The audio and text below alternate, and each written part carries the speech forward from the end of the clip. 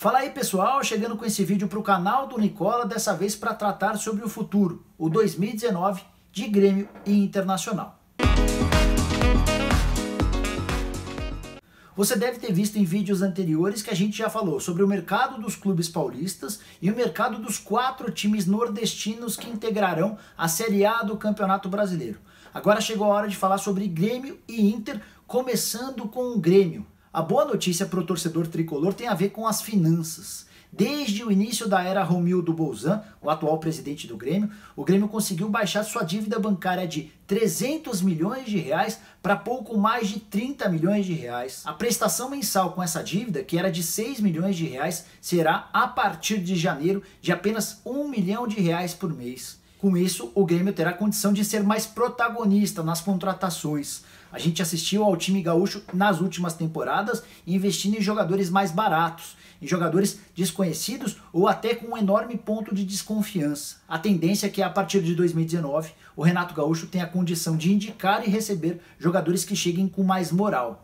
Por falar em Renato Gaúcho, ele é a grande notícia do torcedor tricolor nesse final de 2018. A renovação do contrato do Renato, depois do assédio do Flamengo, foi bastante festejada. Ele vai saltar de um salário de 600 mil reais por mês para pouco mais de 900 mil reais. Esse valor também inclui o auxiliar técnico do Renato Gaúcho. Sobre definições do elenco, o jogador mais próximo de ser contratado é o Rômulo, volante que pertence ao Flamengo e deve ir ao Rio Grande do Sul por empréstimo de uma temporada.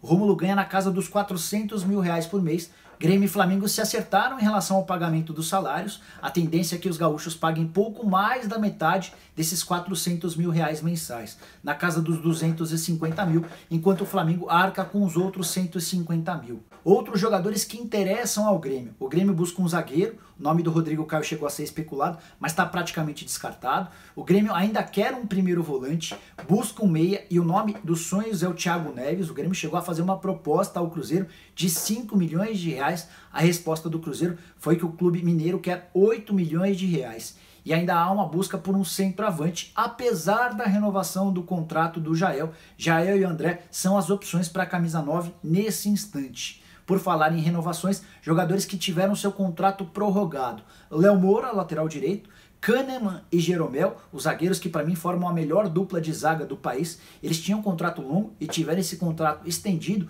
com direito a aumento salarial e melhora na multa rescisória, além do Jael. Se a gente já falou de quem pode chegar e quem fica, agora está na hora de falar de quem é dúvida. Douglas e Cícero. Dá para dizer que o Douglas está muito próximo de se despedir do Grêmio, depois de uma longa passagem pelo Rio Grande do Sul.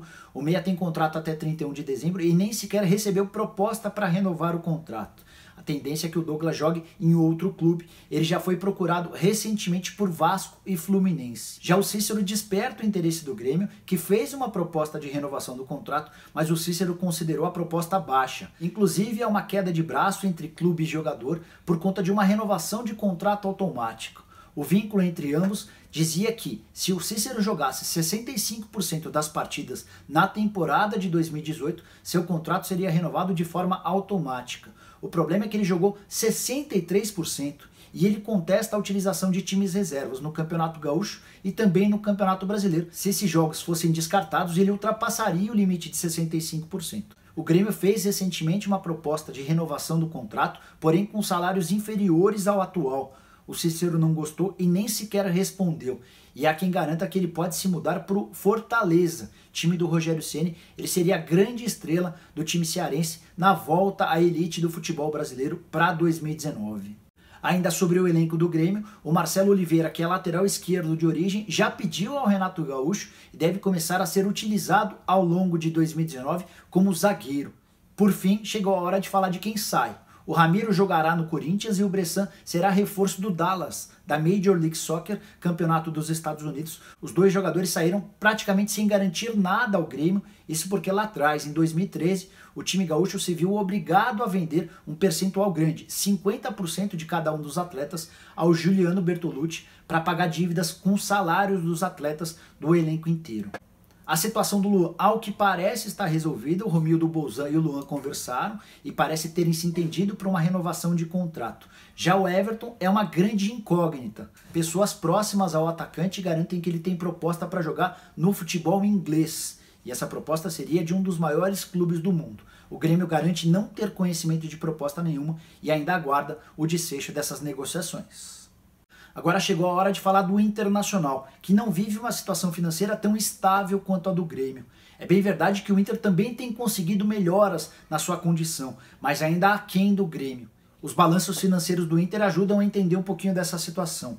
Em 2017, o Inter registrou um déficit de 62 milhões de reais. Isso significa que as receitas foram inferiores às despesas em 62 milhões. A tendência é que essa conta em 2018 fique na casa dos 12 milhões de reais negativos. A boa notícia para o torcedor do Internacional é que esse número foi possível mesmo sem a venda de um jogador importante. Durante toda a temporada especulou-se a possibilidade de o Rodrigo Dourado ser vendido. Ele até recebeu uma proposta boa do mundo árabe na metade do ano, proposta na casa dos 6 milhões de dólares. O Inter entendeu que seria um desfalque muito importante na briga pelo Campeonato Brasileiro e decidiu manter o Rodrigo Dourado. Não dá para descartar, no entanto, que o Rodrigo Dourado ou o Iago, que são os dois grandes ativos do clube nesse momento, sejam vendidos em caso de boas propostas nessa janela de janeiro. Não é a principal janela no futebol europeu, mas chineses, sauditas e japoneses podem vir forte atrás de reforços. O Inter está pagando nesse mês de dezembro a última das 18 parcelas de uma pendência que tinha com Diego Forlan.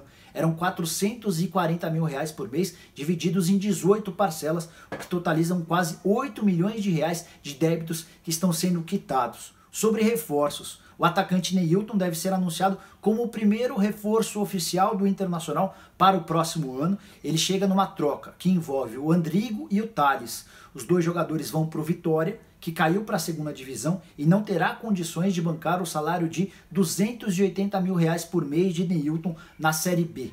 O Internacional também espera anunciar em breve a contratação de Romero, o atacante paraguaio que pertence ao Corinthians. Ele tem contrato com o Timão até 14 de julho e o Inter se movimenta para, a partir de 14 de janeiro, assinar um pré-contrato com o Romero, o que garantiria sua contratação de graça na metade do ano. Existe até uma movimentação de pessoas ligadas a essa negociação para que Corinthians e Internacional se entendam e o Romero possa ser jogador colorado já em janeiro, o que permitiria a ele, por exemplo, já disputar a fase de grupos da Libertadores da América. Em troca, o Corinthians receberia uma compensação e o nome da vez é o do Wendel, lateral esquerdo que veio do próprio Corinthians, interessa ao Fábio Carille e hoje é a segunda opção na lateral esquerda atrás do Iago.